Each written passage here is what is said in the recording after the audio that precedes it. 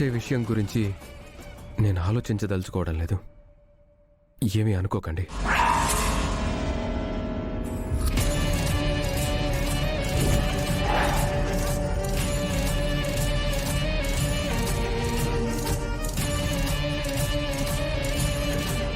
నువ్వు ఇలా పంతంతో ఉంటే ఎలా? మన ఫ్యూచర్ కోసం మనం కొన్ని చేసుకోవాలి కదా. అక్షయ గురించి అవని దగ్గర ప్రేమగా అడుగు. అవనికి అనుమానం రాకుండా అడుగు. అవని నీ మాటల్ని నమ్మేసి నిజం బయట పెట్టేలా అడుగు. 1కి 4 మాటలు చెప్పు. నీ మాటల వల్ల అవనికి ఓదార్పు కలిగి అక్షయ అందరి ముందుకు వస్తే ఎవరి వల్ల ఎటువంటి ప్రమాదం కలగదు అని తనకు ధైర్యం కలిగితే నిజం చెప్తుంది. నేను చెప్పినట్టు అడుగుతావు కదా? అడుగుతాను. ఈరోజు రాత్రికి అవని దగ్గరికి వెళ్ళి నువ్వు చెప్పినట్టుగానే అడుగుతాను. అవని దగ్గర నుంచి అక్షయ్కి సంబంధించిన వివరాలను తెలుసుకుంటాను. Very good Srikar. ఇక నువ్వు నీ వర్క్ చేసుకో.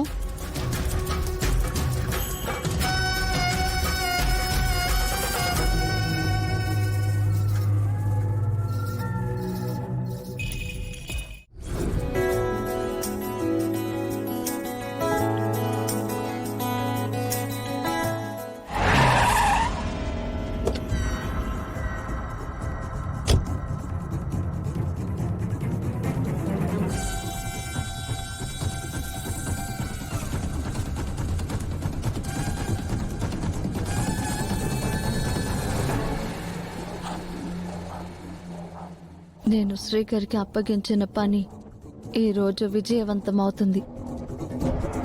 ఇక శ్రీకర్ని ఇంటి నుంచి బయటికి రప్పించాలి. శ్రీకర్ ఇంకా నా అధీనంలోనే ఉన్నాడు. నా మంత్రంలోనే బందీ అయ్యున్నాడు. శ్రీకర్, సిద్ధంగా ఉన్నావా? నా మాట నీకు వినిపిస్తుంది కదా? నువ్విక బయలుదేరి రా.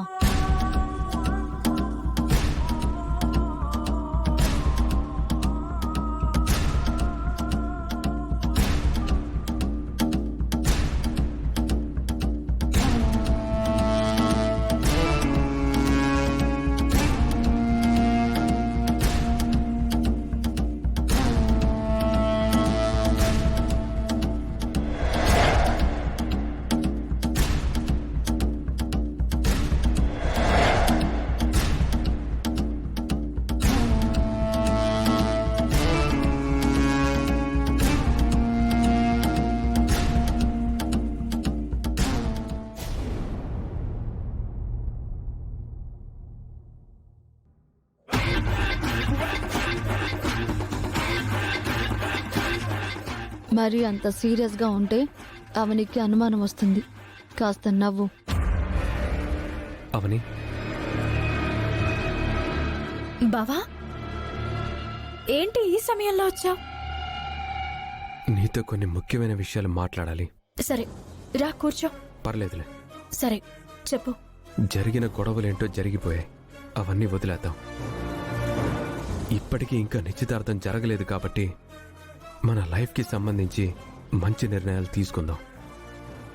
అక్షయ్ విషయం ఏం ఆలోచించావు? అసలు అక్షయ్ ఎక్కడుంది?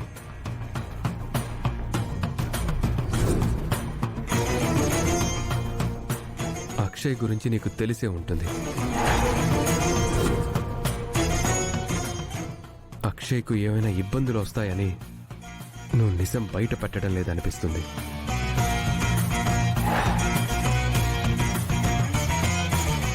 అక్షయ్ను తెచ్చుకుందాం.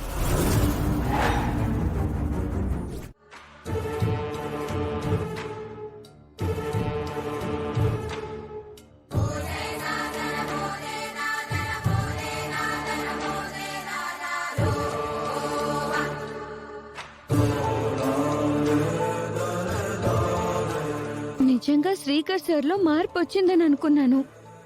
ఎంతో సంతోషించాను. అక్షయ్ గురించి అవని మేడం చెప్పలేకపోయినా నాకు తన విషయం, తన వివరాలు తనెక్కడుందో ఎలా ఉందో తెలుసు కాబట్టి నేను చెప్పేయాలి అనుకున్నాను.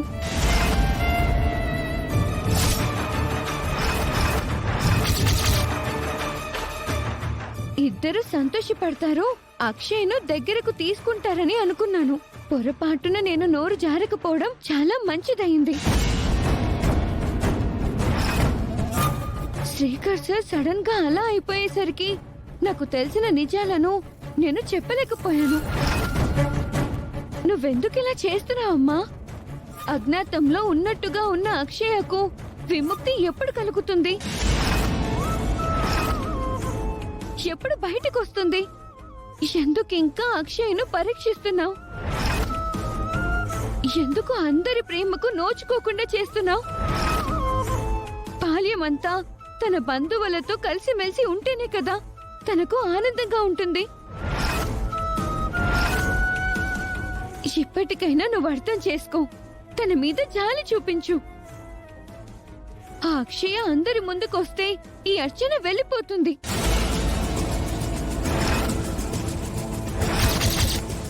ఆ రూపం ప్రత్యక్షమైతే ఈ రూపం అదృశ్యమవుతుంది.